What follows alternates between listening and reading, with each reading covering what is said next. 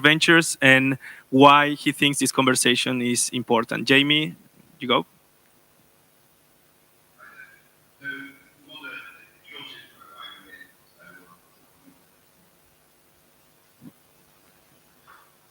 Sorry, say that again. Yeah, like we can hear you okay.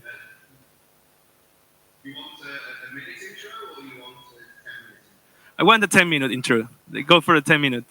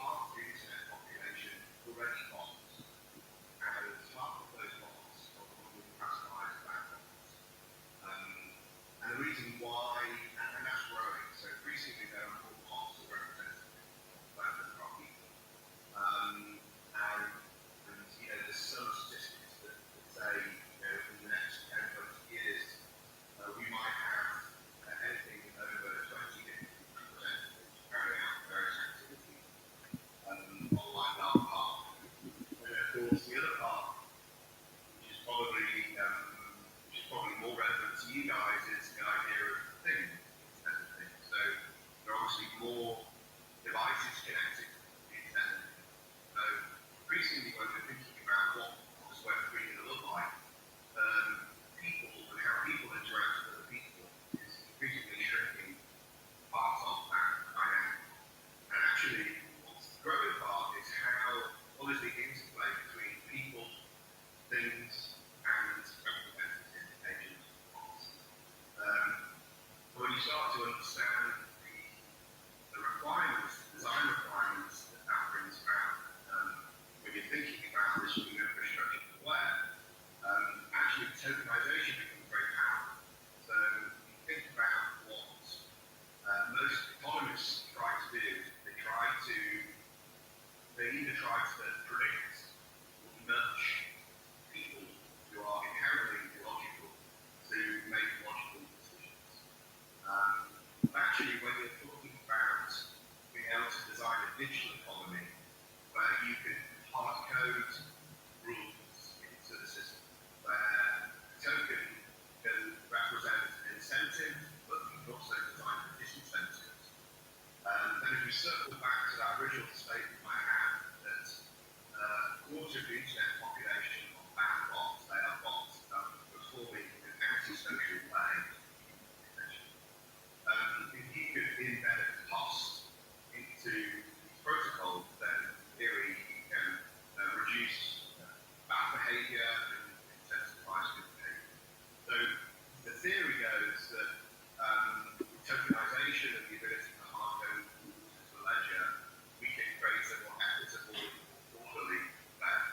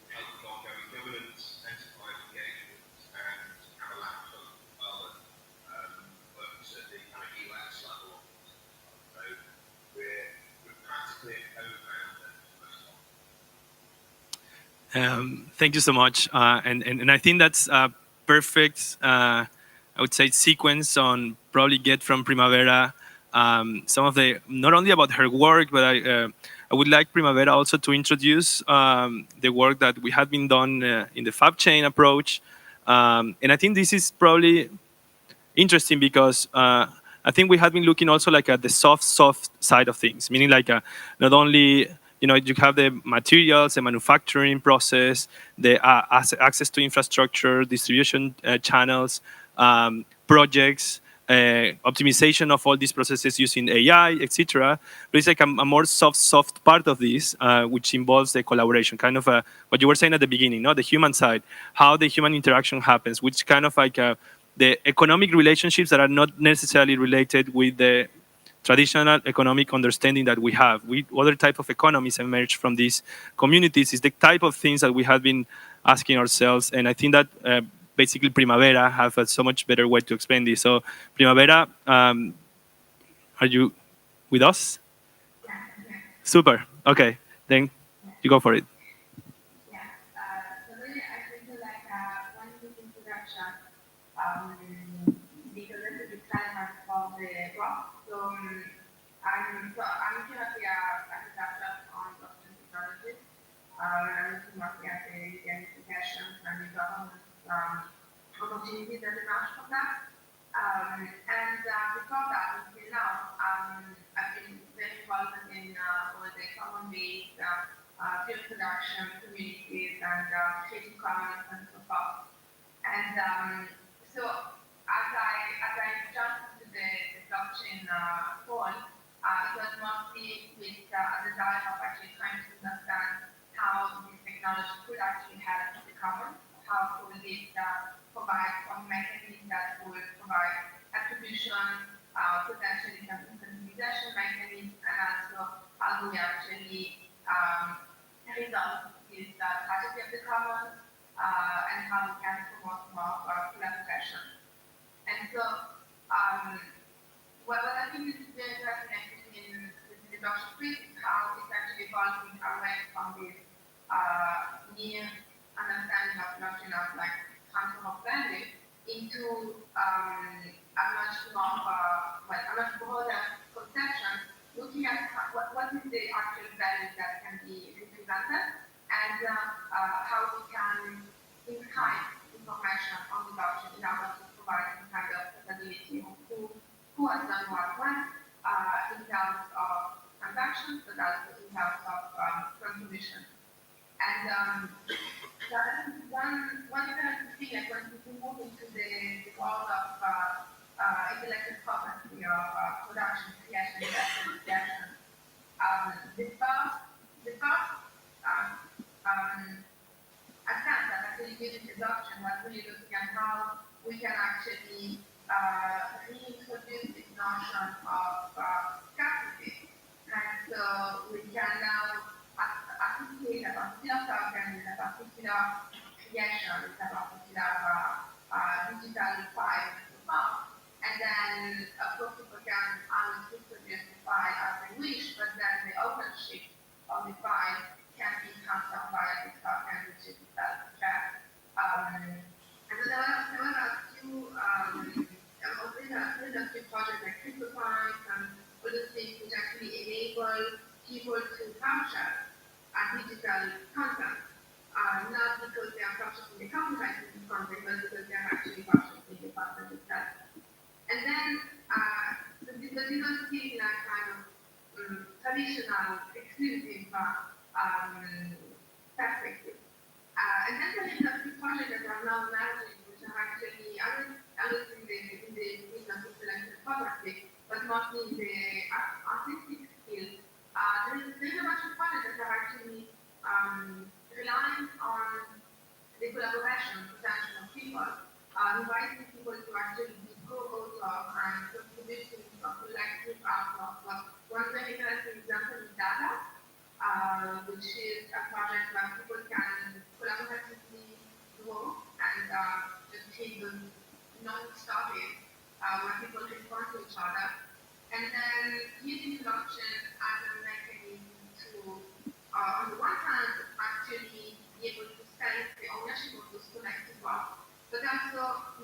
once the ownership of the digital content is sold, to redistribute the value to all people that have actually contributed to this, and then adding some more sophisticated mechanisms, for instance, where one portion of funds that will be collected by each state on the platform will actually go to create some sort of UBI system that will then fund the people that are contributing to the platform, even if they are not selling their own work.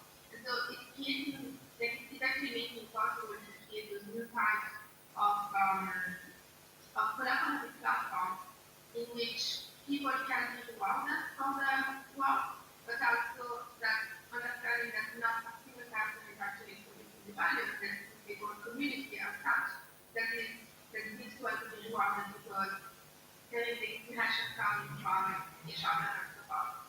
And so I think those platforms really have to as an inspiration to how we can actually transport this into the space of digital manufacturing. And this goes into two main points. So one is, of course, the registration of the various contributions that are made. So in the case, for instance, if we move from the world of artistic creation into the world of actual design and models and so forth, then we can, with an introduction as a mechanism as a database, we can resolve every contribution that is made, we can resolve every modification that is made of the contribution and by who. And then, of course, we maintain traceability when we are a design. We can see where the design comes from, we can see the different people that are contributed, we can see potentially all the different parts, all the versions that are emerged from the same design so that we can decide the one we like the most.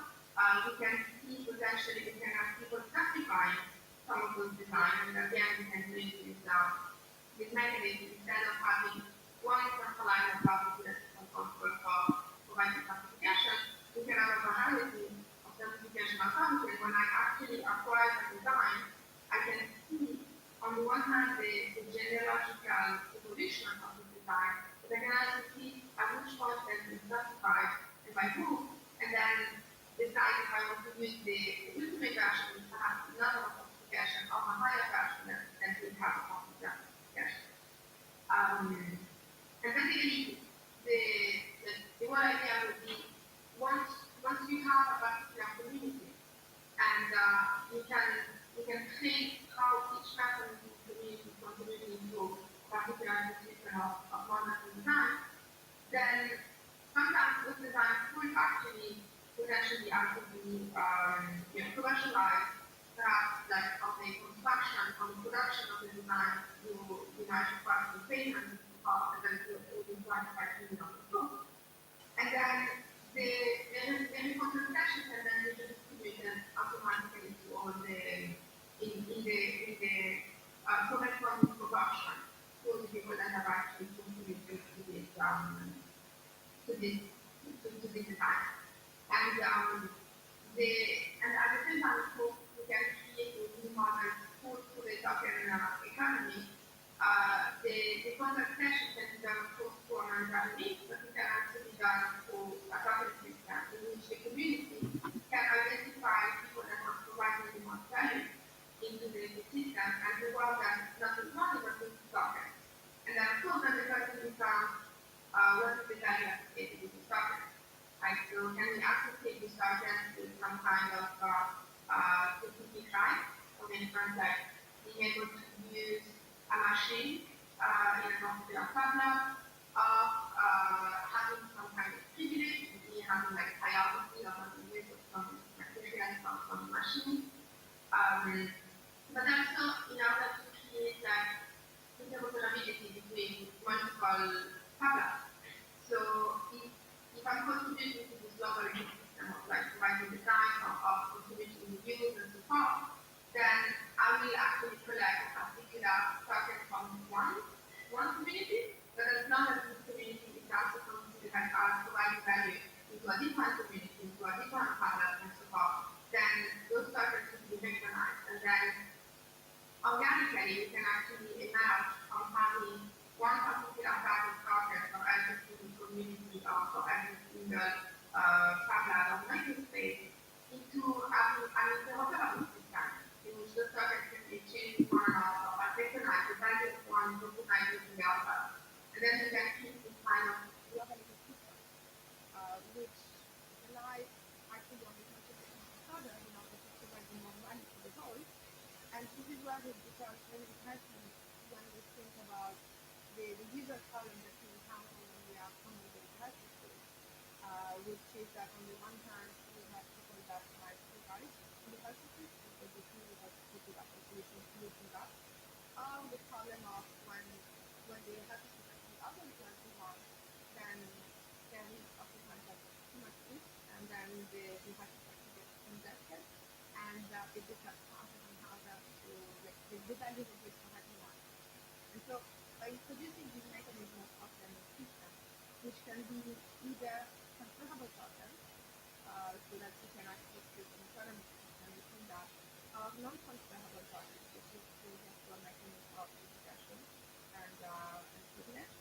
Then you can create, like within a particular community, you can create a mechanism that will, like, tell you like a mechanism design system that will incentivize people to act in the way that can actually providing the most value to a particular community or to the ecosystem of the world, knowing that when you're providing value to one community, you're actually providing it to the larger ecosystem because the community that is connected. And then every single community of the global hub network or wherever we actually got the topic will decide given the particular needs of given the particular specificity of the contingencies, then this is what we want to incentivize and we're going to discuss information with it. And then the overall system of people that actually consider that the good value in being able to use this token will continue towards them. They consider token. And so in this sense, on the one hand, you guys need to have to be contributing to the community because you want this token, because you yourself directly want to use the services, or you actually are contributing and you're collecting this token, but perhaps you have more tokens than what you actually need, and then you can now obtain some kind of quantitative reward from the external world, from the people that are not contributing, but that still would like to benefit from access to those services. So in this way, you can create this kind of like even bootstrap a community without actually having immediately to do with any kind of monetary or financial or like PLC economy, by starting with this an internal ecosystem that promotes some form of coordination and contribution to the community for the sake of actually being part of the community and using the services, and slowly as the value that is produced by this community becomes more important and more visible to the external world, then automatically this person will acquire some kind of market value, and therefore more people will be incentivized to contribute not just for access directly to the services, but because of potential monetary compensation. And so this is like the concept of the code definition and so forth. And then of course then there is the really hard question as to how do those systems get designed, right? So if every community of course has its own governance structure, but then how do we go around the interaction and the interplay that is with the different communities, and then comes opening up a complicated question of creating some kind of decentralized organization of setting up the skills of interoperability that are common to all the different communities and platforms through other tools, CAO and alternative, in order to ensure that the baseline everyone agrees, and then everyone can implement, of course, their specificity at the community level, but that will always be this kind of interoperability over all the communities. So that's the value way. Okay. Yeah. I'm happy to be back on. Yeah, I want to ping pong a little bit because actually a lot of I think a lot of the work that you described, I want to know like what's the your reaction, Jamie, and how you see the connections. You just recently published a paper that is the token ecosystem creation. I have to say that we have gone through it as well, which are like kind of like compatibilities that you see there, and also like as Primavera was pointing out, which are the other hard questions that probably we are not considering. What do you think? Yeah, so I mean, you talk. So I kind of break it into three areas. So I think,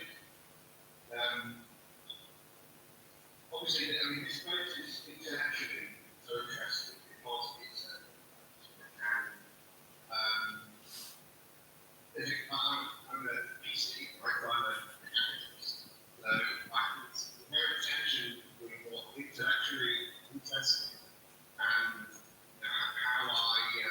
how I participate in innovation and what happens.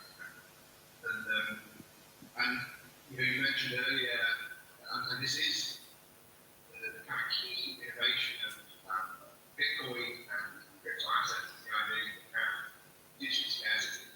And obviously, that's also a tension with the idea of abundance, which is the thinking behind the most manufacturing is subject to limitations around materials. You can move away from scarcity. And so there's this tension about how do you leverage this scarcity to enable abundance. And I don't necessarily have to have the answer to that, but I think that's the overriding question. And I've sat in a room with other people at the platform cooperative movement. That's last year. And again, I think the cooperative model with an upgrade is almost a perfect fit for Web3. This idea of shared ownership at all stages, so from design to production, and of course, data that's produced on factory production. And ultimately, the end state has to be an AI cooperative, right? Ultimately, it's owning something that can make everything happen better, efficiently, and optimize on the. So I'm kind of intellectually, emotionally aligned to all of that. And I think, when you begin to think about the ability to tokenize value, that can also be value flow. So it's not just the output, the object, the output. It can actually be the process. So in theory, you can start to notice and quantify economic activity that is not currently measured or captured in the capitals parallel. I find it all super interesting. However, as a pragmatist, I think there's some really big lessons that we can learn with hindsight about the experiments of the last 10 years in crypto and more specifically the last 3 or so years in the Ethereum experiment. So having a native form of money to the internet, and because that was open source, we now have a native economic layer for the internet. And so that means we can convert those crazy economic experiments into an obviously not excited by that. Something you might say is obvious criticizing crypto and so on. But you're economics and wealth. But if you look at the experiments we've carried out, they have been, I think it's Scotland that we carried them out. I think what they reveal is kind of idealistic topic for. So if you look at the DAO, which is a political experiment, it failed disastrously. If you look at the ICO, which was democratizing financing, early stage innovation, it failed disastrously. And it's not because those innovations in and of themselves are inherently unvaluable because they were executed with and they denied a millennia of historical learning around governance and the reason why we have regulated markets. So, I think you could argue Ethereum has failed, doesn't mean it does fail, but it has failed to execute in a meaningful way. And again, I think you could lump all that together and say, there was this, we went from really rudimentary internet money in its most crude form to trying to create a virtual computer to execute computation in a decentralized way and innovate how that whole system is done. So, we try to run the work forward. So I think we can take the lessons of that and apply it about here and now. I think, as your name revealed, there's amazing things we can do. We could try to reinvent the company. We could try to structure an economic parallel way of capitalism. We can do lots of things. But actually, the most important thing is to solve a simple problem that something you use at scale. And so, if I think about the opportunity as it is today, it probably, in this case, it probably needs to happen in the current capitalist construct. It probably needs to be done by people making decisions rather than algorithms. And maybe it's as simple as securing IP in our current definition of IP on the ledger and enabling that to connect to the printer and allow for smart contract rights configuration. If we can just solve that really, really basic problem, nobody's done it yet. I almost think everything else is a conversation for 10 minutes' time. So we can intellectually have it, we shouldn't stop. But we should probably just focus on solving what is the key that's going to unlock all of that. And it's solving some simple, complex problems. So, and that's probably it's going to require a lot of capital. And I think you guys, as a group of people, are in a unique position. You managed to connect a network of people that care about this technology, they care about decentralization, purpose-led, which is really powerful. I would just warn about losing capitalism, how you decide the steps you decide to take. But to lose ideas, Primavera. I just say that. What you have to say. I think that we have seen a lot of failures.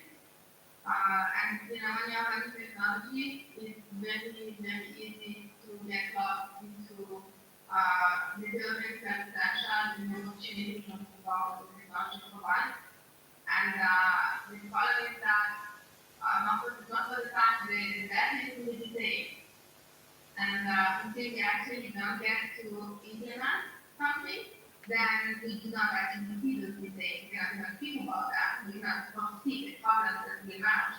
And I can see how the development community is kind of like now looking at implementation and not implementation.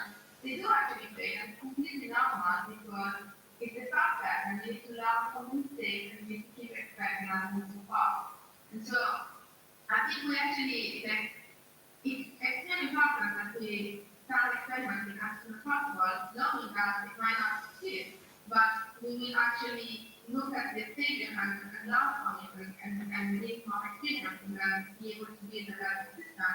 So to my view, it's actually it's fundamental that we do actually make experimentation that goes beyond the proof of concept, because the proof of concept does not stay because they actually do not operate at all. But also then we need to identify what is the heuristic and experiment on things that do not have a heuristic yet. And actually think the concept of actually has been very integral attention because on the one hand, you have the ideological design of actually experimenting, we also have the ability to do it with the land officer and the land officer to give it very much. And because of proof of stake is not that easier, it does define how to experiment before it actually starts to exist. So to me, it's actually very important, you know, because you're not going to know what the impact will be. And so if you start designing these kinds of like token economy or token-based mechanisms of and just like registration and classification system, then we need to make them part of the small scale, the small communities, and then they can experiment. And these communities can experiment with different models. But at some point, we have to like it up. And once we are learned what works and what doesn't work, I think that it actually has very enormous potential to this. But so, like, I think it's completely unrealistic to believe that the top implementation will be the high implementation. That again, the theater cannot just think and theorize about what the practice implementation will be, because we will never be able to see, because we will never be able to look at the things. So to me, it's actually it's the high time to experiment on the small scale and see what each experience brings to us, and then slowly start to scale up and interconnect the things together. Yeah, I'd love to just build on that. I think you're absolutely right. And as a VC, I'm very comfortable with saying, as long as you say it's learning, like it's a 90% start and fail. The first 3 years, that's just the norm. That should anything. And I think, so if you look at from a token design perspective, we effectively reduce the heart of token design is people and optimization.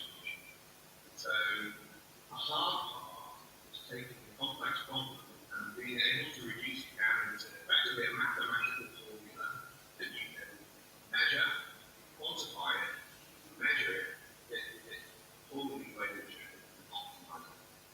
And that's much harder than it sounds actually. The third milestone of token design is reducing something down to what are we going to optimize, what thing we're going to optimize better. And that's an important system to optimize. I think, to your point, what part of that network represents the sandbox. Exactly. A real world which is hard to come by. So most token design situations, you are needing to theorize it. You're assuming the market, you're assuming the stakeholders, you're assuming certain behaviors, and then you're trying to gamify how that is exchanged and optimize it. I think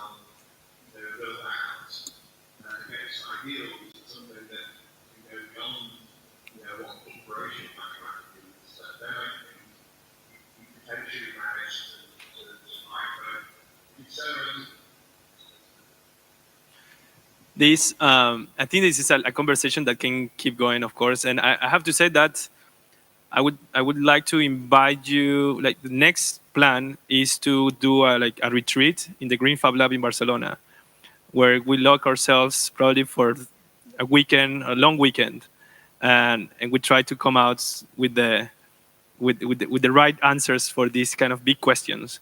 What I'm saying is like this is starting of a conversation. I think that's the both approaches, meaning which seems to converge, taking on Jamie's also theory of convergence. I think there is also this kind of a more the human side, the economic side, the machine side. I think this is another type of convergence that it's not only technological, but it's a kind of a value convergence, which I think is fundamental to push this forward. We have like at 3 minutes, and I would like to open up the microphone for someone in the room that wants to launch a quick question, comment. Feel free to do it now. Anyone? Yeah, and introduce yourself and. Hello. Hi, this is Alex from the P2P Lab. Hi, Primavera. Hi, Jamie. This is a more of an open question, but it is more relevant to Jamie, but Primavera may weigh in, of course. Jamie touched upon a really interesting concept that said that tokens are not just compensation mechanisms or money. In that sense, they also have a function of monitoring value flows. So in that sense, do you see a different approach in the venture capital function altogether? For example, as you said, the ideal right now is that you invest in 100 projects, 90 of them fail, you get the return on investment of one thing, and then you keep the system going. So if we have this fundamentally collaborative system, we'd like to think is the blockchain, where you can monitor value flows across the value system, do you see another function of the venture capital to kind of allocate resources from different projects and align them to where things fit the most, or something like that? Yeah, no, definitely. So you're right. The traditional venture model and the hedge fund model is no different. By the way, most crypto funds out there are structured like hedge funds, worse than structured like hedge funds, because they can tell exit conditions, so they return why we are where we are. But I do so. The outline model is we actually only invest in a handful of projects a year, and then we'll work with them for 2.5 years on the increased supply. And the reason why we do that is, firstly, the capital initiative are most investors don't, so just by the law of math. But more importantly, because we're investing in open source, tokenized protocol infrastructure. For us, our belief is one of those succeeded with enough kind of base value, and it will actually catalyze that value. What I mean by that is, because it's not a flat technology, let's say the original team that's looking for technology, let's say they all died of plane crash, or they all drop out, or they're not for money, or they all just get all the community can take that code base and continue it, and governance, there's another big. They can forfeit it, so they can try to migrate half or all of them to the governance construct, or they can just float it and have a parallel system. So actually, it's much more evolutionary. I think very perhaps earlier in modern aspect. Actually, from a governance perspective, the idea is theory is dynamic and fragile. So when we invest, we are not investing in a startup or an individual, but we're investing in this. So if we believe that there's enough of an innovation at the heart of the technology, and there is enough of it around it, then the project is pretty done. And the interesting thing about that is that, let's say you wanted to support part of the community. Well, which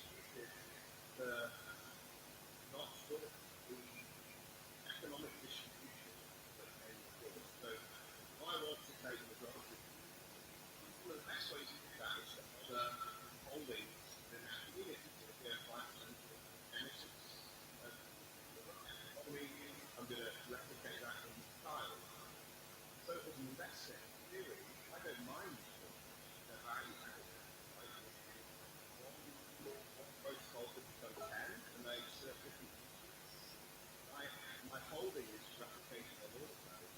By the way, in theory, so is every continent. So I actually think that is a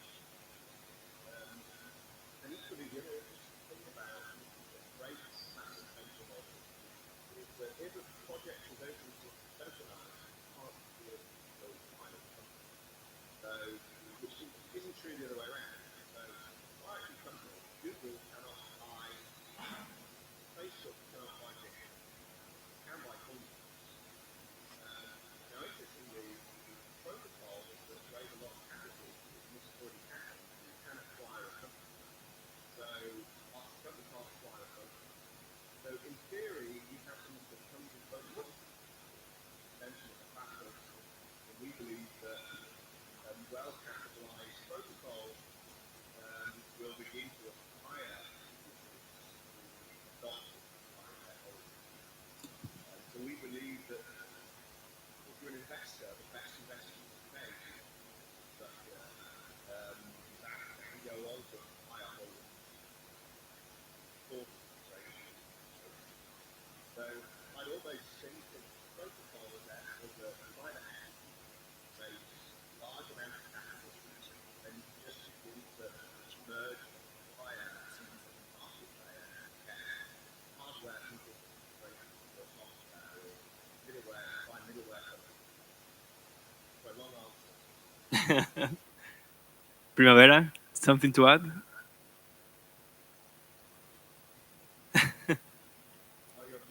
You're muted. Yeah. Yeah, I can add some, like, on a tangent, but I think it's very important is that I think another benefit that comes from adopting the mechanism and the conditional experience is that you also get to understand, to associate like a token to a particular community or value system. And so as the different tokens grow, you also see where does it come from? Where does it come from, not just because it comes from a particular actor, but because this particular token system is representing the value of a particular community. So for instance, if you see, you have like maybe the environmentalist community, like we have a lot about things that are related to trying to solve climate change or including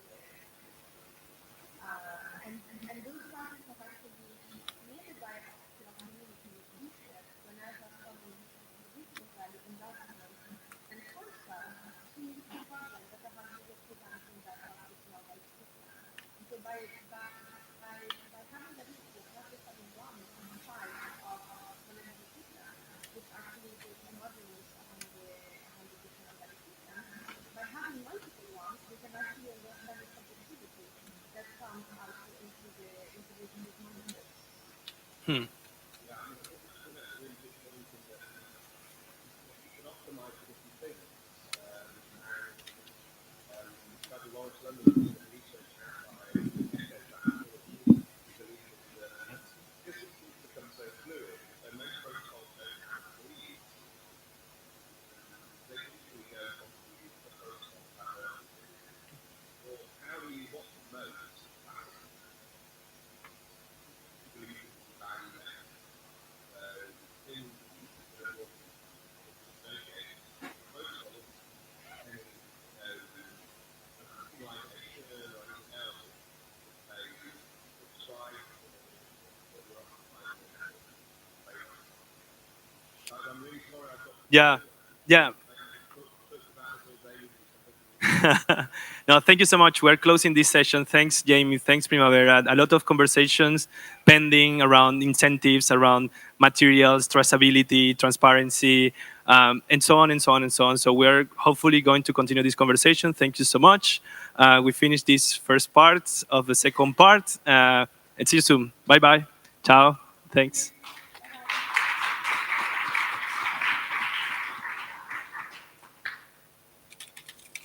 Okay. So we do a 5 minutes break to set up the chairs for the next session. Cool. You have a microphone and everything. Cool.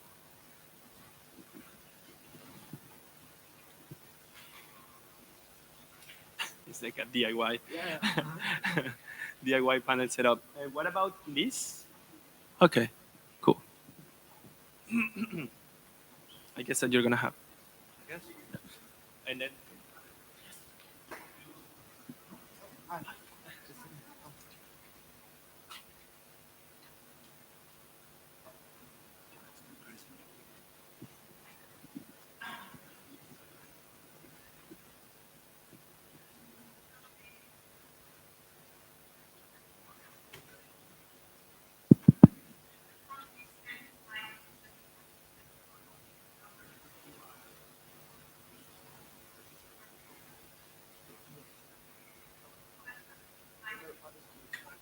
Oh, so this.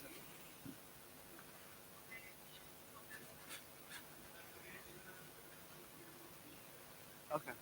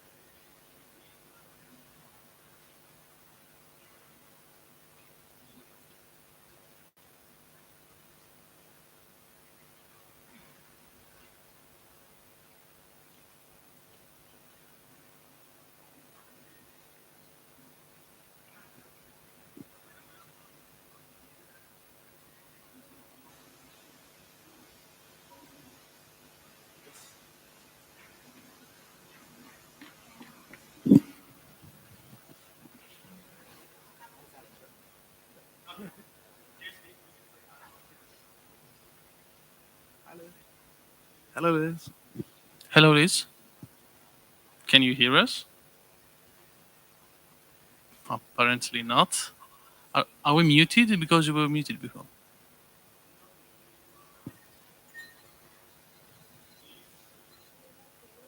Yes, we can. Can you? Okay. Hi, this is Alex.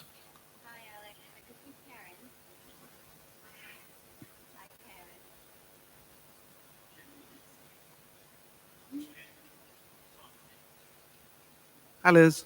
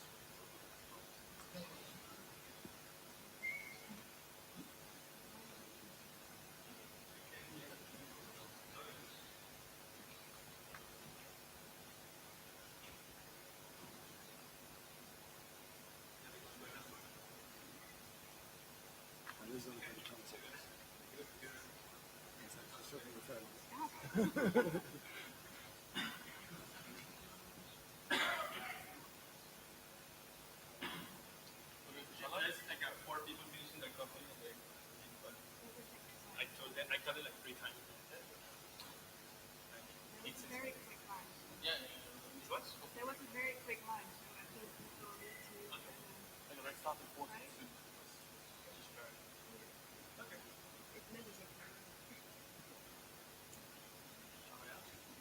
Yes, Liz, are you okay to start in a couple of minutes because we had a really tight schedule and people are getting coffee and stuff? Yeah, that's fine. Okay, that's good then. You guys can hear me okay and everything, right? Yes, everything's fine. And can you see me, or am I just your voice? No, we can see you as well. I can only see you guys. I can't see the others. Oh yeah. Yeah, it's from the other way. Okay, well, I'll stay. There's actually thousands of people here listening to you. I knew it. I'm gonna mute myself until that happens. Okay, sure.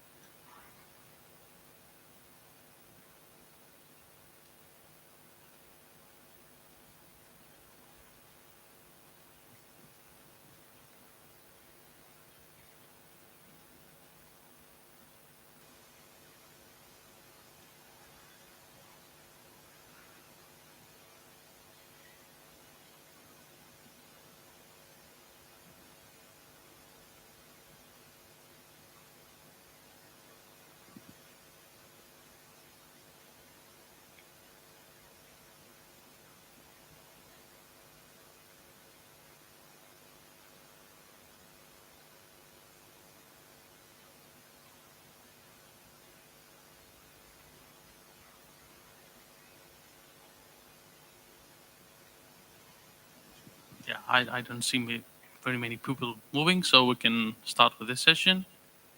Hello, everyone, and thank you for continuing being here. And I'm Alex from the P2P Lab, and I intend, my intention is that you hear my voice at the least possible degree. We have together with us Karen van der Molen, program development from Bach Technology and Society, Tom Solfield, co-founder from Wikifactory, and we don't have with us Liz Corbin, founder of Materium, but she's going to speak with us anyway. Thank you for joining us. And yeah, let's start with a short round of introductions by the people we have here, just so we know what everyone works on, and then see where it goes from there. Yeah, Karen, would you like to start?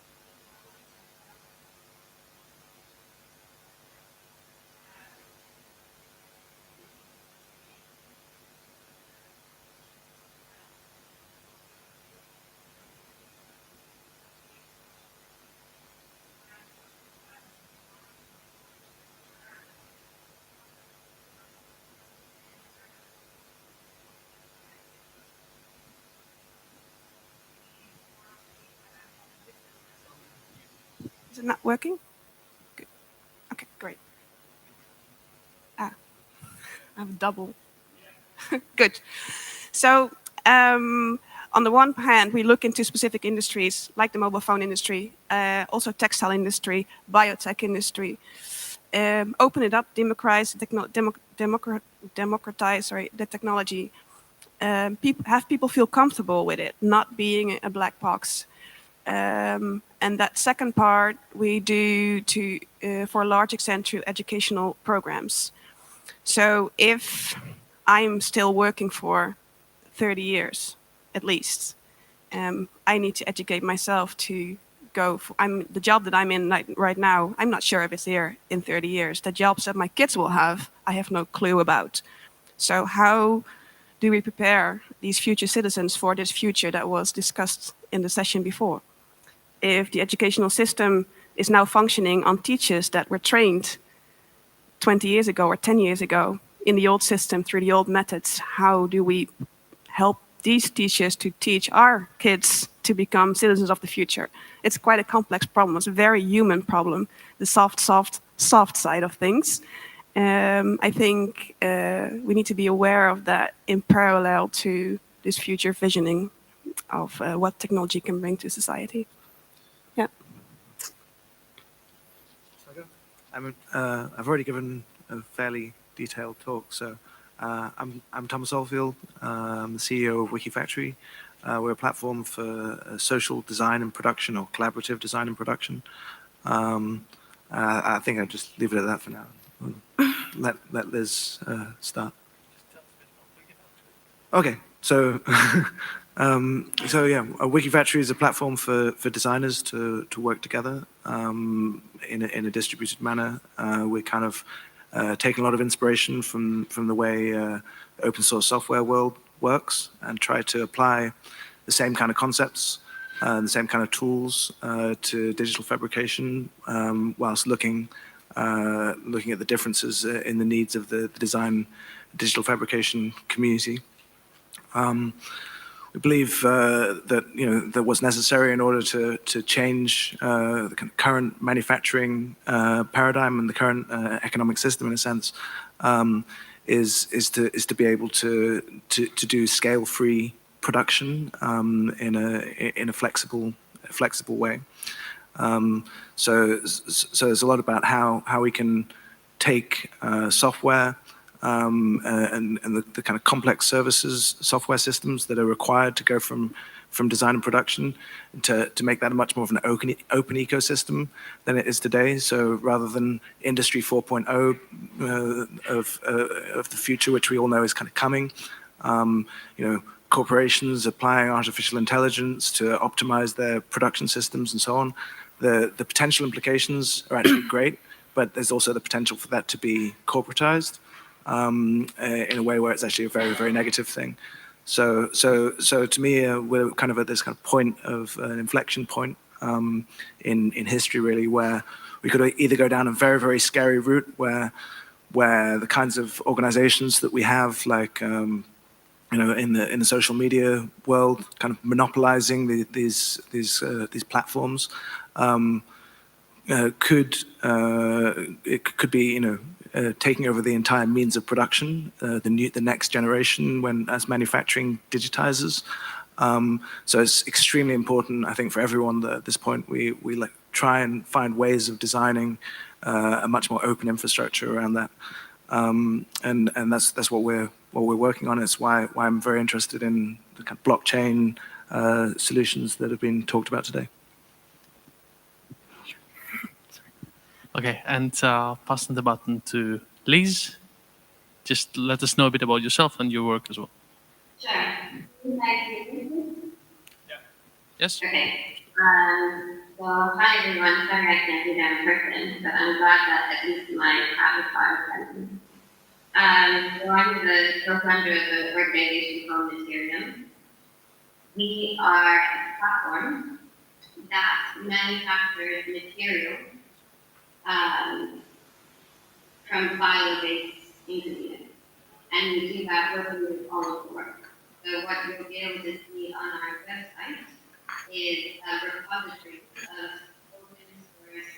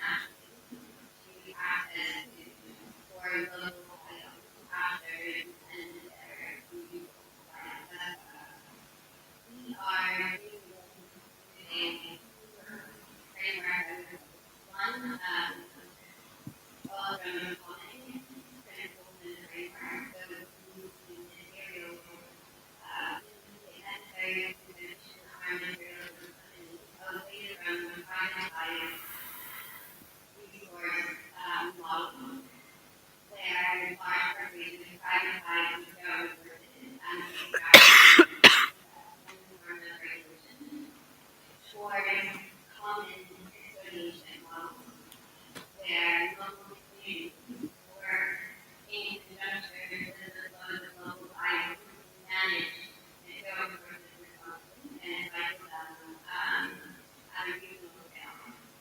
And secondly, we're using distributed economics as a framework for how we use local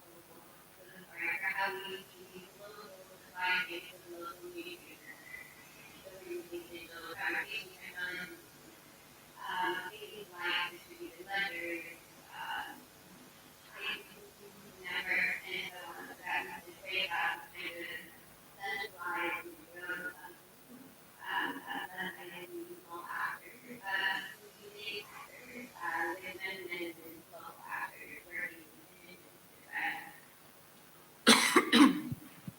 Okay, thank you very much for everyone for the short round of introductions. And so to try to put this together, so we have three layers of abstraction, as I can see. So starting from a more societal level of imagining the future of work, future of collaboration, future of education, and how this transcends into how our children or grandchildren are going to interact with each other to produce stuff, to democratization of manufacturing, and so tying open design with the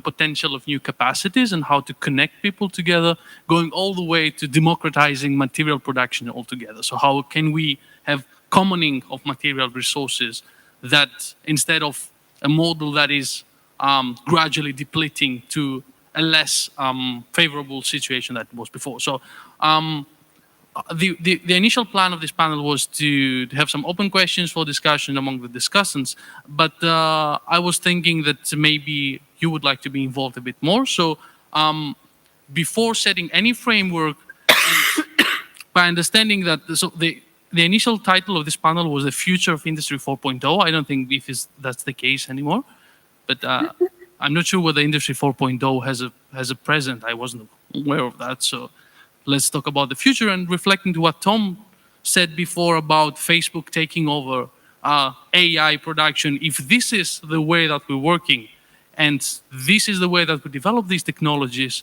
what would you like to hear as an alternative from three people that we have here today working on alternatives to this paradigm? And I'm just opening up the microphone to you.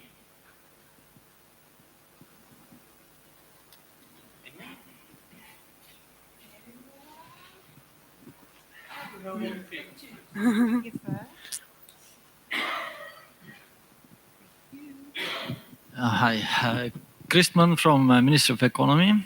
Actually, I'm in my own interest actually for coming here. I try to somehow push this panel discussion maybe towards issues related to regulations. So maybe some of you have ever faced obstacles which come from the regulations or laws that actually, in a way, make it more difficult to go into this new paradigm. Because we as a public sector are facing hard time actually to think of possibilities how to facilitate those new principles and this new reality actually, which is just behind the corner, or actually is already here, but not yet so much embraced. So the question is, the first question is, have you ever faced any kind of regulatory obstacles from laws or, I don't know, international regulations, maybe even international agreements? And second, maybe you could propose ideas for public sector of what the public sector could do actually to facilitate this progress and really step into this future of today. Thank you.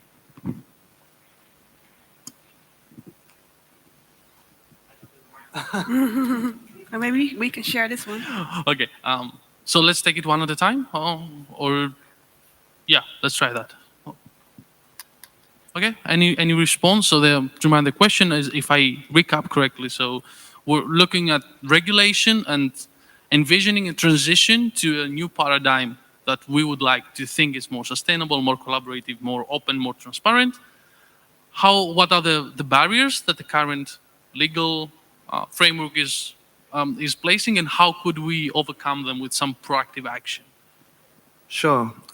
So from my perspective, in particular, the biggest problem, both for designers of new products and for sustainability at large and circular economy, is that, of course, because most products are proprietary, people do not want to release the 3D models of their products. So if I'm a designer and I want to design a new product, I would like to at least have the base 3D models of that thing in order that I can design of the kind of components, in particular, for example, electronic components, so that it's possible for me to innovate on that. And personally, I do believe there should be, at least at some level, there should be regulation that it's required that manufacturers release this information, because otherwise the whole process of circular economy becomes completely, well, infeasible. We need to have design for disassembly, so that we can actually recycle and reuse materials. So, yeah, the ideal thing, and I think this would be excellent, if a government actually did this, or if the European Union did this, I think this would be excellent for the economy, because of the amount of innovation that it would create in relation to all the other economies. Yeah, and secondly, there's the kind of issues around research, and in particular, actually, material research. So we spent the last months trying to put together a materials database so that people can choose from different materials for digital fabrication. If you actually go out and try and do that, you find that most of the research is public funded. So there are I don't actually know about the European bodies properly, but there's the ASTM, the American Society for, I don't know what it stands for. Essentially, they design the standards around the materials, and so there's no open information about that. So if we're trying to build a base on which people can do design, the substrates of that design needs to be components, materials, and machines. And we need to have open databases of that, and we need to we need to basically regulate to make that possible. Because right now we're publicly funding research which we then don't have access to as a public. Yeah.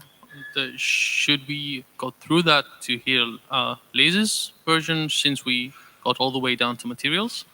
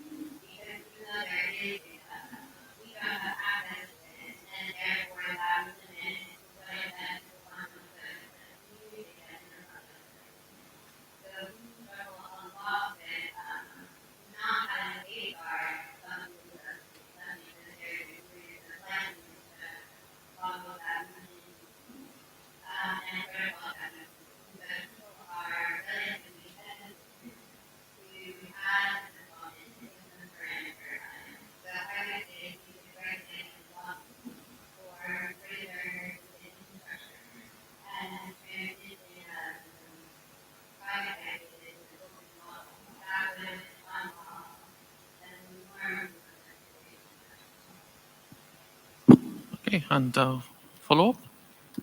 Yeah. Maybe to build upon that from the human side of things again is what we see is that we are all programmed to think in terms of IP and ownership, even though I think most of you, we understand what we're after, and that it's open and it's inclusive and that we share and that sharing is really the way forward. Yet on the other hand, if a designer is asked to share online his designs, that's nice, but how am I going to pay for my groceries next week? All the protests going on the past few weeks with the yellow vests, people saying it's great that we think about the climate and the world, we need to save it, but I need to get to the end of the month. So how do I do that? And a lot of that comes from these models of ownership and how feel comfortable with letting go, and that's a comfort. But on the other hand, we work in this current system that just requires that IP and requires that you have a value for what you bring to the market, and you get an income, and then you can do shopping in your groceries. So it's that's a really big difference in the current reality that's very, very hard to change on the one hand, and the model that we want to go to on the other. Yeah, so I see we have more volunteers, so let's keep the discussion going.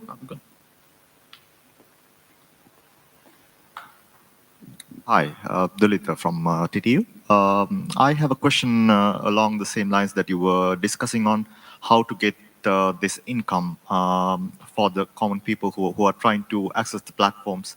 What is the approach that you're suggesting to get them that income, get them that IP rights, or whatever the form that you want to call it? You want to answer that question or not? Because you are in a practical mode.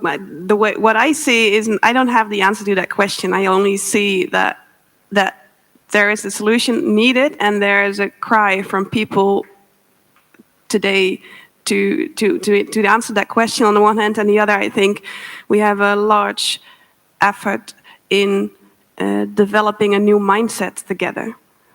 And also finding out maybe the answers ourselves and not sit around waiting for these bright minds to figure out how the future is going to work, but start at your own doorstep and think about how you can find the answer for yourself or with your peers or in your local communities.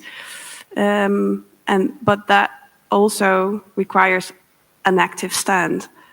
And so that's, again, rather a mindset, and it's not really directly answering your question, but it's more a route towards this. Yeah. Yeah. Yeah. Yeah. It's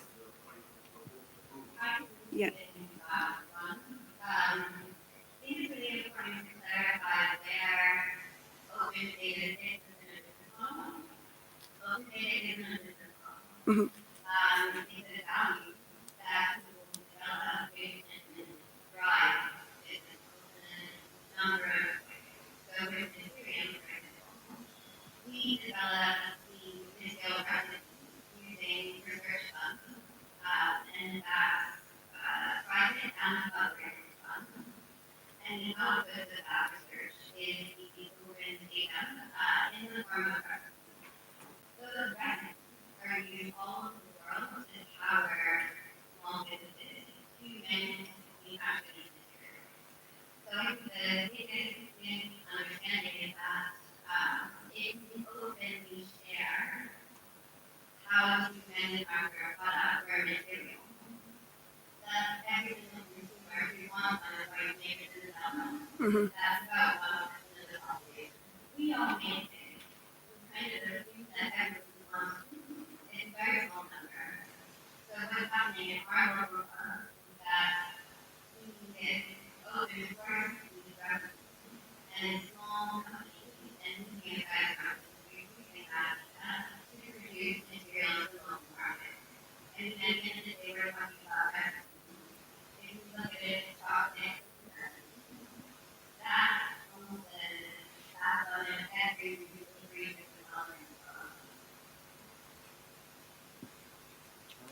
So, Yeah. yeah. Yeah, so I kind of see two different things here. One, in your question, one seemed to be about how we're going to reward content creators. So taking that, I do think that it's possible to create licenses where you distinguish between the source and the process of using that source. So the distinction between the design and the manufacturing. So why can't we create licenses where the source code or the design itself is shared openly, but that you still pay royalties if you want to produce something. And so if all this is secured, of all this IP, and we know all the contributions that have been made, and it's all secured, in a distributed ledger, then it should be possible to find ways of still rewarding people for the design work they've done, even though they're sharing it openly. Of course, then there are, risks, and your kind of, classic business mind would say, if you want to secure those royalties, well, don't open source it and don't even share it in the first place. And that might be the right thing if you want to make as much money as possible. In general, I think we've got a huge problem, right? As technology advances, the amount of the amount to which labor or your work contributes to the value that's created in society, the value that the economic value is going to be less. And we're seeing that happening now, and I think that's this kind of bizarre situation we're in, where people are struggling to survive in a developed country like France, and we see this all over Europe right now with low wages and so on. At the same time, technology is so advanced, and it's because a larger and larger portion of the economic value is going to capital instead of labor. So we need to solve that fundamentally. Otherwise, we're going to be in a very difficult kind of social upheaval situation.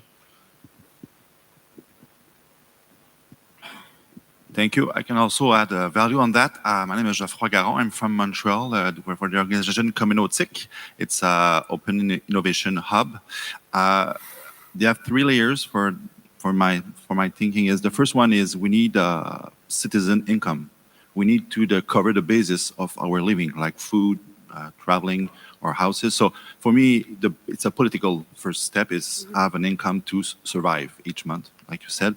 And then we're moving in contribution economy. So if I contribute more and more, I can get more money or more value. What I bring to the project or the economy or the selling product. So I have 2 tools to that. The first one is also the blockchain, because we can track and deliver parts of a token from a project. Thinking about the artist Imogen Heap in England, who is sharing his music with the blockchain. And at the beginning, they said, okay, this 90% is for myself if I sell one song, but I have 2% for this artist. He was there at that time, for 2% for the studio, or maybe for the tax for this sale online. So we can already set up all the percentage of part of the benefits of selling things, and it could be in a wallet for every cryptocurrency. So it's a way to track that. And the other side is the use digital credential to recognize you have this achievement, if it's collaborative one or alone, can have a proofs. Where I use a digital badge approach to certify and validate information. So it's a way to connect, and all that it's in the open innovation view of, because IP is just to have private investment and have money to survive at the end. But if we have this income for the minimum, everybody can be an artist, lifelong learning artist, and contribute for their own passions. Okay. So just to try to keep things in context, in the question of how do we get through the month in a world that is assuming that we're engaged in more and more contributory activity. I would say that we can also take us back to the fundamentals. I mean, why did we invent this thing called economy? This is because people need stuff to eat, to sleep on, because we need stuff. So moving from systems of production, from prescriptions to recipes, as Liz is describing it, has an assumption of people already motivated enough to engage in the activities that provide for themselves and their neighbors, which is something we have been doing like forever. I mean, this is how people engaged into productive work in the first place. So if we assume that people are ready to contribute given the capacities and the capabilities, instead of trying to mobilize people to move to a certain direction because they need to get through the month, maybe we can get, it's a first step towards understanding how we can proactively push for transition to a new paradigm. And with that, I'm reopening the discussion to more comments on maybe from your experience, or how would you see that happening through institutions like Wikifactory that offer access to capital resources, basically that weren't available so far to a larger portion of the population. Or yes.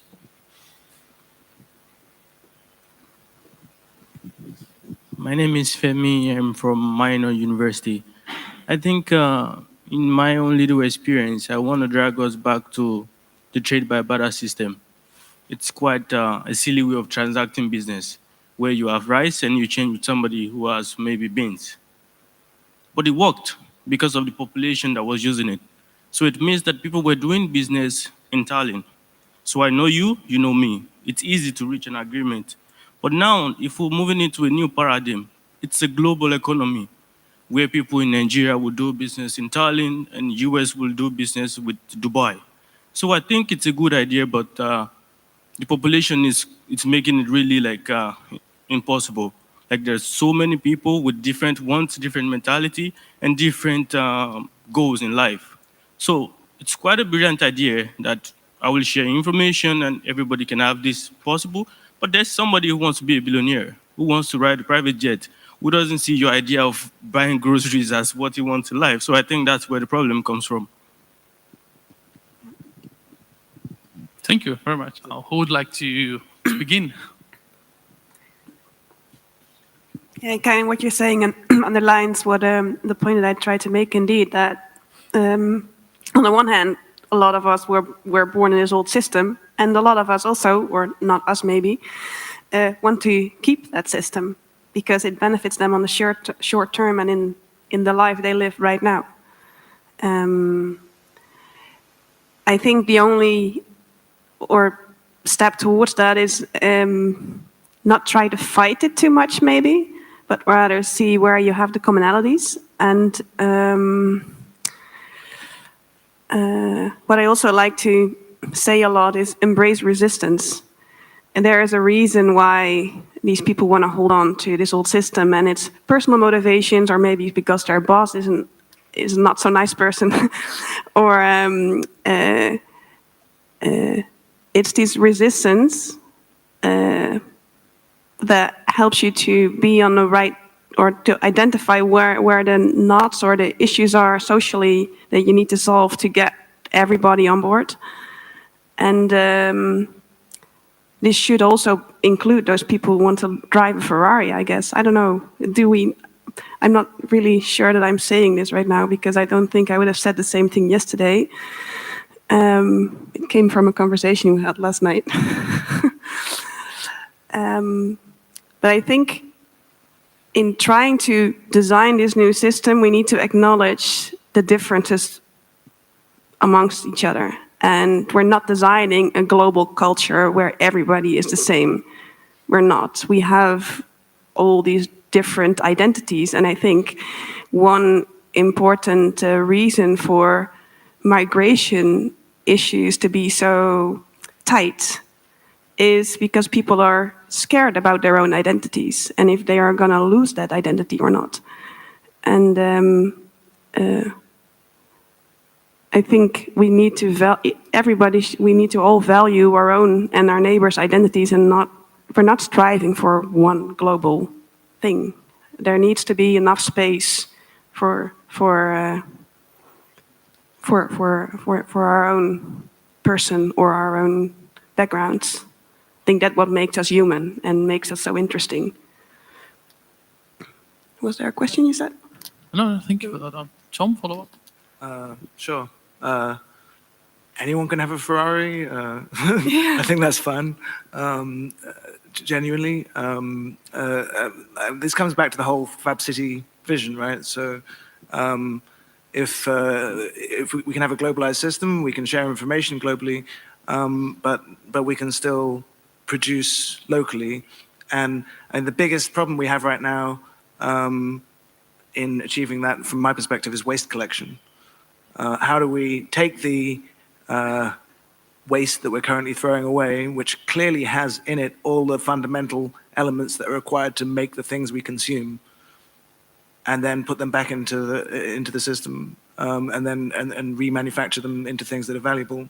So we can have an internationalized society in terms of communication and data, at the same time as having completely local and, in fact, quite high-tech manufacturing. So, if you imagine, like, going back to the barter point, right? So you mentioned barter systems. I mean, people in the blockchain community call pounds, euros, dollars, etc. Fiat currency, meaning that it's not backed by anything. It's quite ironic because neither are cryptocurrencies, but they have a fixed quantity of money in general. So they think that this is not a fiat currency because it's slightly dissimilar to the way those work. But the original concept of a fiat currency in economics was there's a fiat currency which is not backed by anything apart from confidence, maybe, and you can pay your taxes with it. And there's currencies which are backed by actual resources that represent, a barrel of oil or a kilo of metal or whatever, right? So why can't we have barter systems? Why can't we, if we start putting these resources into some kind of currency system where you actually have homogeneous resources, you could have barter systems for trading those resources. And it'd probably be a lot more efficient than the current kind of confidence-based system we have at the moment.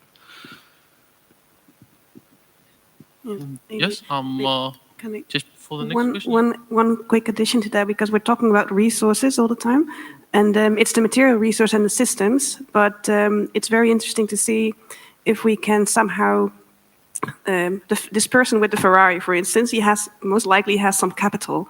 So this also a resource in the system is sometimes you just simply need money to buy stuff. Or this person has a huge network of other people. So there's all different kinds of values in this system that are also very relevant to be able to produce stuff. So it's not only the materials and the machines, it's the skills to operate, which is a value in itself. It's the capital, it's the network. So all these assets, I believe, too, need to be part of this system to have it to function. Right. Liz, do you have anything to add before we move to the next question? I think you probably need to die with the Ferrari before. A lot of reasons, I think I practice program for women.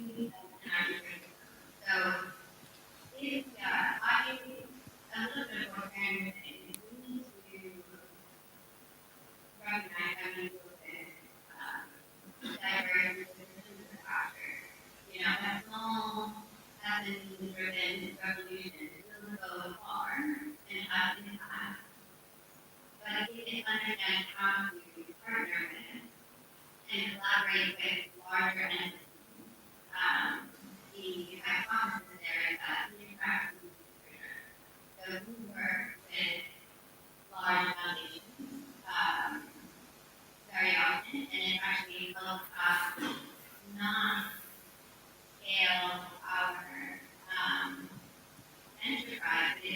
think how this will harm and so I think people need to do those things. But the key question is, are those companies where big foundations being held accountable for their actions? And I think especially the accountability question that we need to interrogate there. So for Ministerium, we are also holding ourselves accountable for two things. One, we want to benefit local communities and local economies. At the very same time, that we regenerate local development. So whoever we're partnering with, that's what we're accountable for. And I would suspect that some of those businesses that have amassed so much wealth probably aren't holding themselves accountable for social or environmental criteria. And that's the question that we need to be requiring. Yep, thank you very much. And thank you. I'm Shokat from Caltech University. As you know, there's a developed economy and developing or emerging economies. A bigger and larger population that lives in the developing or emerging countries. And 2 points are one mentioned clearly by Karan in the beginning, that the people were raised and born in the world which was non-digital, and now they are part and parcel of the digital world as well. Second, there's a digital divide.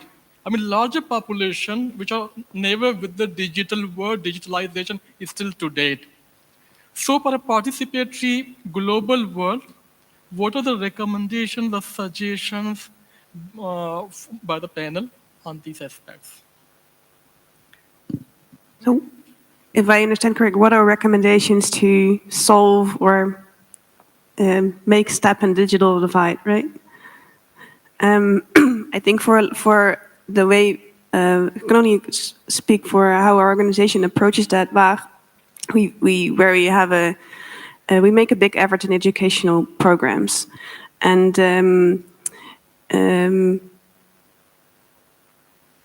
we could go into developing countries, but if we look in Amsterdam, even there's really a large group of people who are in the digital divide also. I think digital divide is much more closer than we often realize.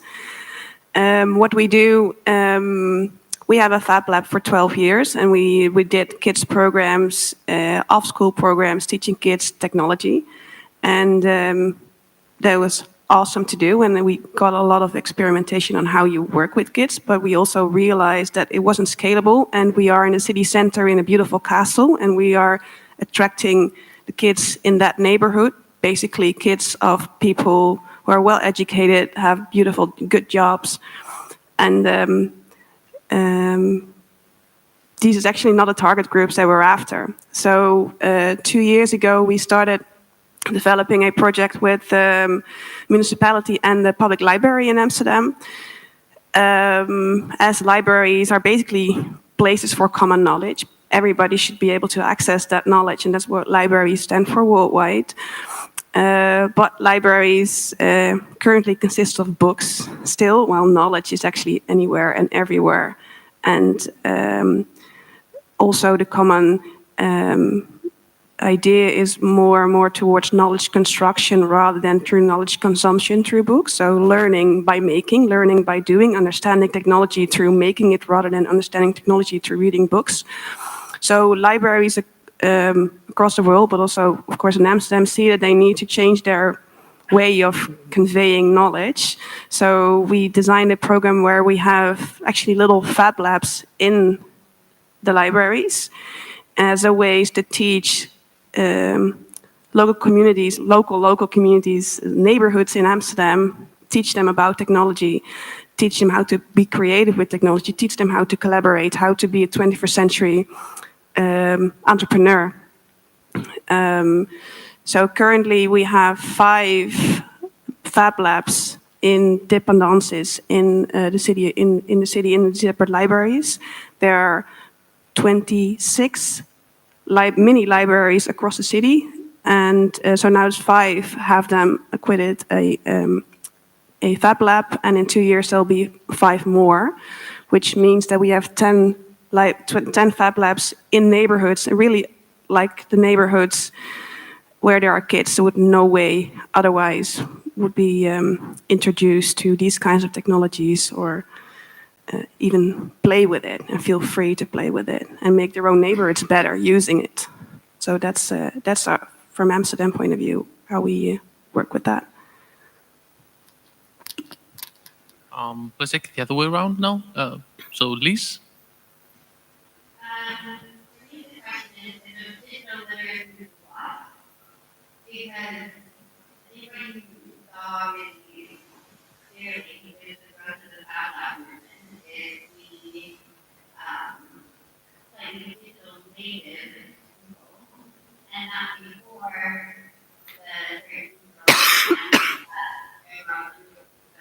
obviously digital native engineers and software. People love design things. The fab lab is the whole idea that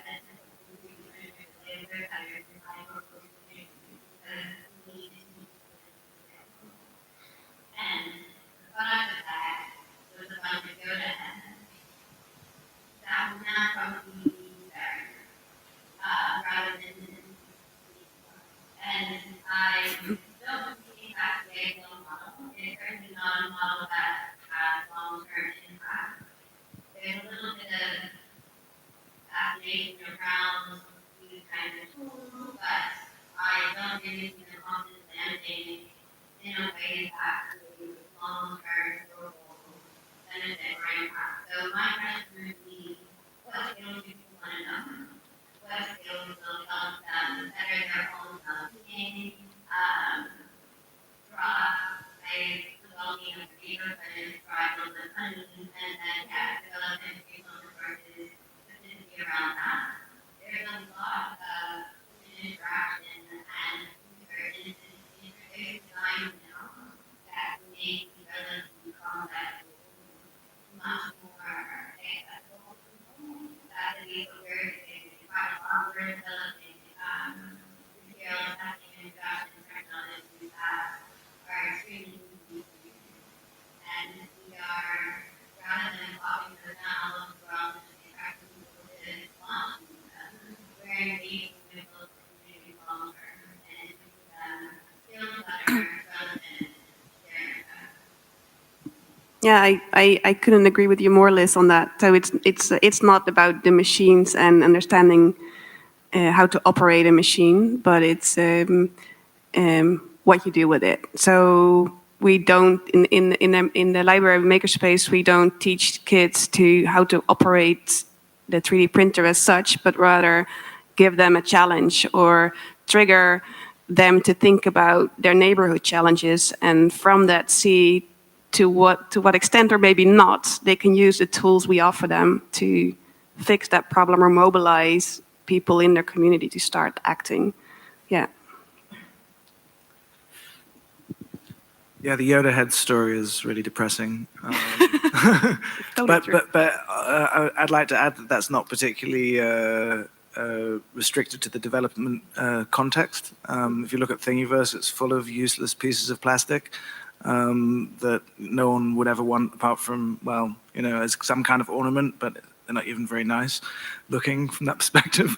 So I think that's about. I think that's yeah, sure, we need to find the right things, the right products that actually help people. But I do think there's a huge opportunity still, and in microfinance for actual viable businesses and in a developing context. And I think this can be a way for for developing world to leapfrog in terms of technology, and actually become digital through production. So I still believe in that. But I take Liz's point. All right. So it's 2:35, Thomas. Yeah. Okay. So shall we take another round of questions? Or okay, one last round and try to take it a bit closer to the original schedule. Yeah. Oh, there's also somebody behind that pillar who wants to say something. Hidden person. Hi, so my name is Olivia. I'm part of the Fab Lab network in one way or another for the last 11 years.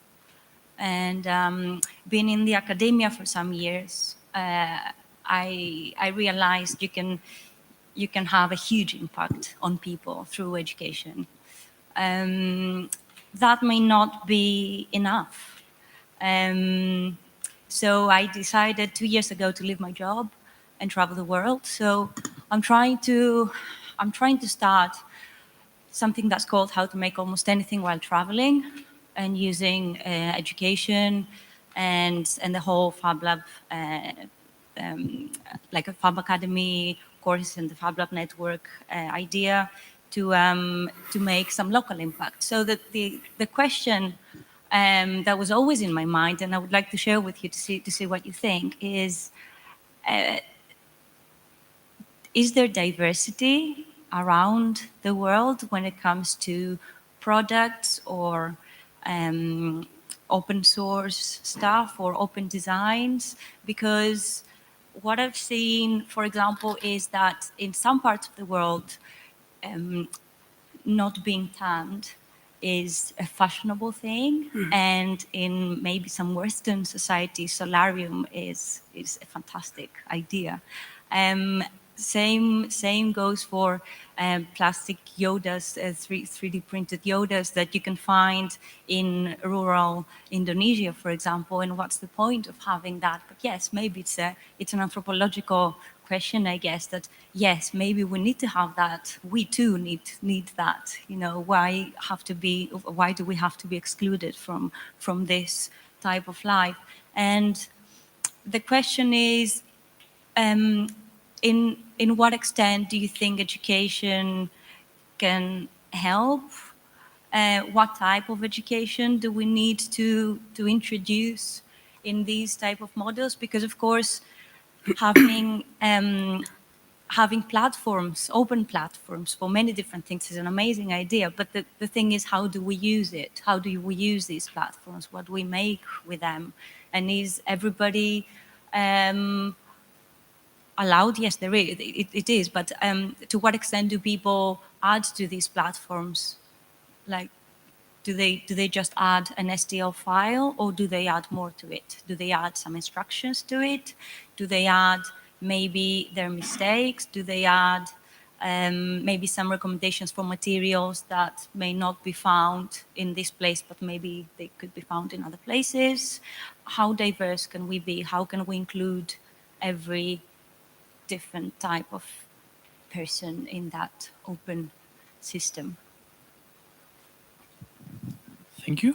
That's a lot of stuff. So why don't we add a bit more? Thank you very much. Basically, my question is about a movement towards a prosumer energy approach, right? And as you mentioned about education, I'd like to basically ask your opinion on the following. More and more people are now installing their, among others, solar panels or other things. So they're becoming prosumers of energy. So not only consumers, but also developers of energy. And there are more and more solutions where energy becomes actually the trading commodity, because, for example, they can sell energy or buy energy, sell to. And then there is even one platform which is called We Power, which actually organized a horizontal power pool, practically a market, without involving utilities and regulators, and based on blockchain. But as far as I see, is a very restricted, or let's say limited, number of customers. So my question to you, maybe you know, maybe not, but to what extent this digitalization entered into this prosumer energy, prosumer business, right? Or what's your opinion, maybe how would it evolve? Yeah, up to you if you know anything, or maybe give opinion. Just interesting thing. Sorry, I didn't quite understand. Is the question specifically around energy or around prosumers in general?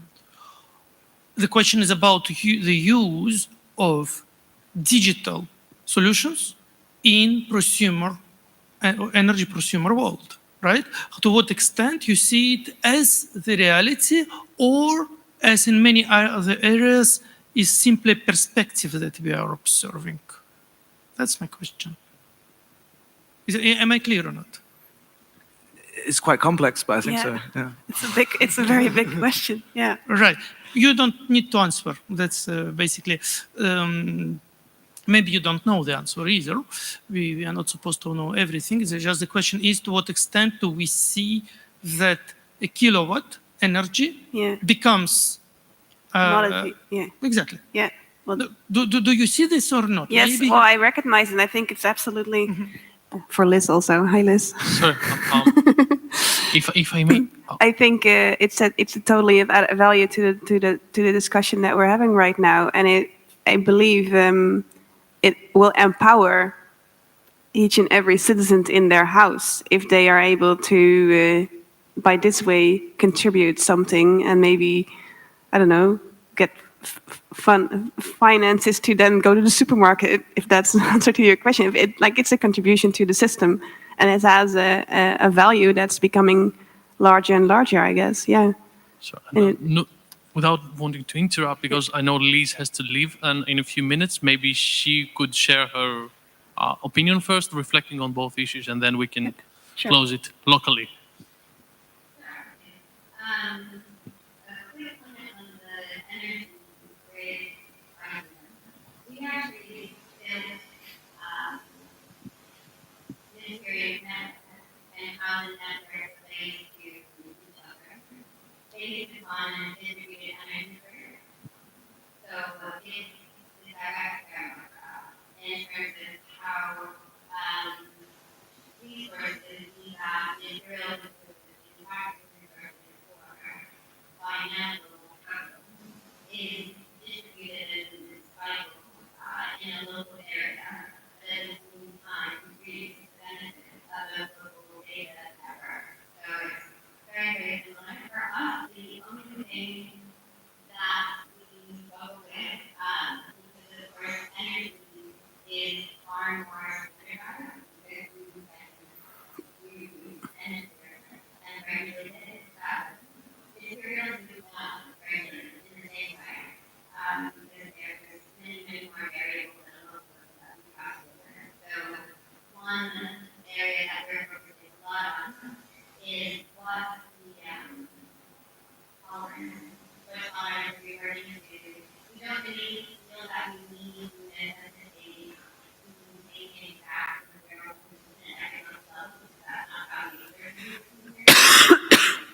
We certainly want to engineer a tolerance that focuses all around the world and easier with more or less the same base material. So it's a direct I'm just asking for that. From a diversity point of view, what we're actually participate in the material economy globally.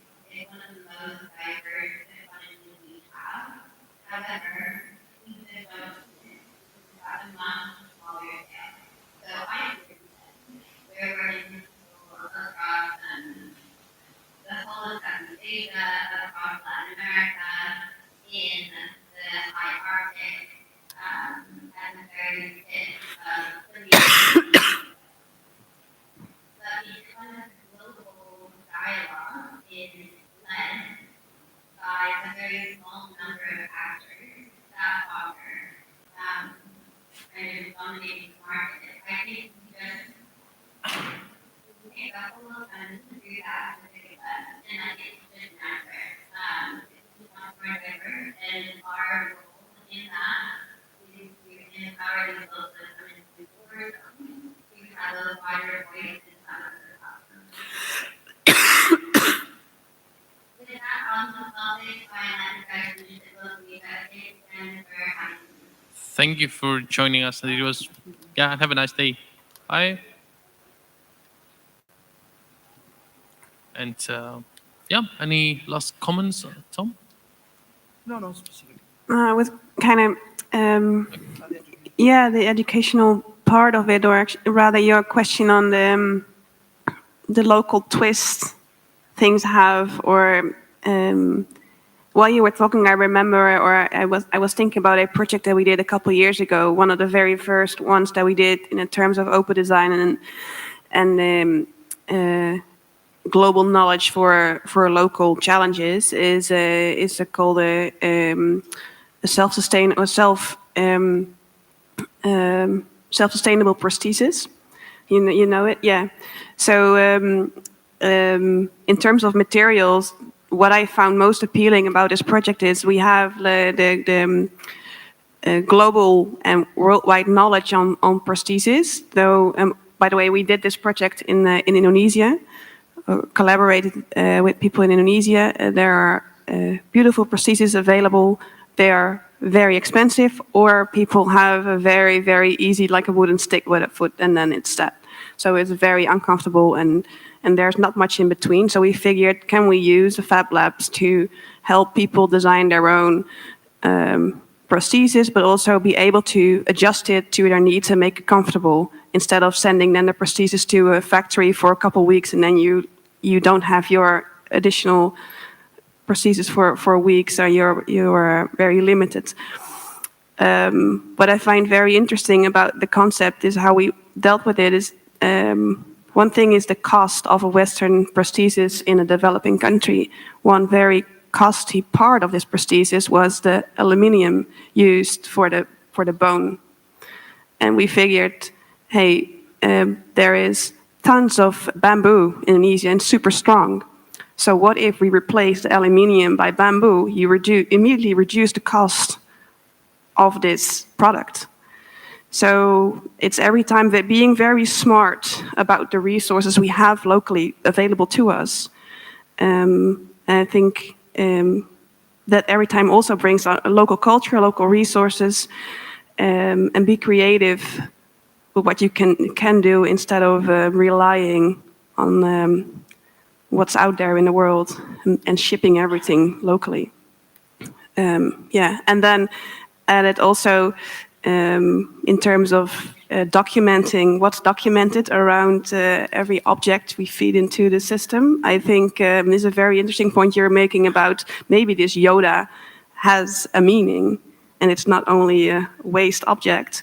So should we also add like more context information, or information on cultural identity or meaning, the meaning of the object itself? How do we capture the meaning?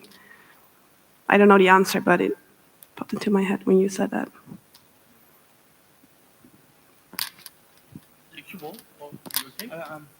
Okay, then just wrapping it all up, I think we have, yeah. And thank you everyone for participating. That was very interesting. I think also for the speakers, and logistics announcements by Thomas.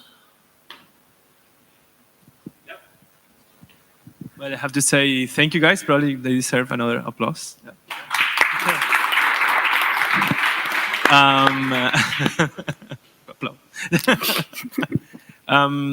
Yeah, it has been an interesting morning. Sorry for the some of the inconvenience with the technical stuff, but as you see, we could hack somehow the whole system. I think that, as I said before, this is a beginning of a conversation which I believe needs to happen. We believe needs to happen. We're seeing the as we have been discussing before, the growth of Fab Labs, makerspaces, the access to tools, and there are a lot of questions around it. It's like how we're gonna use them again, and how we don't turn this into a bubble spaces in which you basically isolate yourself from reality and start to play with technology, and therefore it becomes like a tool to disconnect more from the real challenges that we have in our times. No? We've seen that happening in the digital domain, in the pure informational domain. We hope that what relates to the physical, we gain more traction into making meaningful things. These conversations are around that. It's not the first one, we won't be the last one. DDMP is a project that is aimed to be continuing for the next 3 years. So it's this year and 2 more. Hopefully growing also. If you're interested on joining the platform, come and talk to Kate, to me, and to Lisa, and let's discuss which are the opportunities. We also are having a Fab City moment tomorrow. I have to announce that tomorrow we're making official the launching of the Fab City Foundation based in Estonia for several reasons. The ones that you're from Estonia, you can imagine why. Having a distributed effort requires a distributed bureaucracy and very light bureaucracy, so we can concentrate in the things that real matters.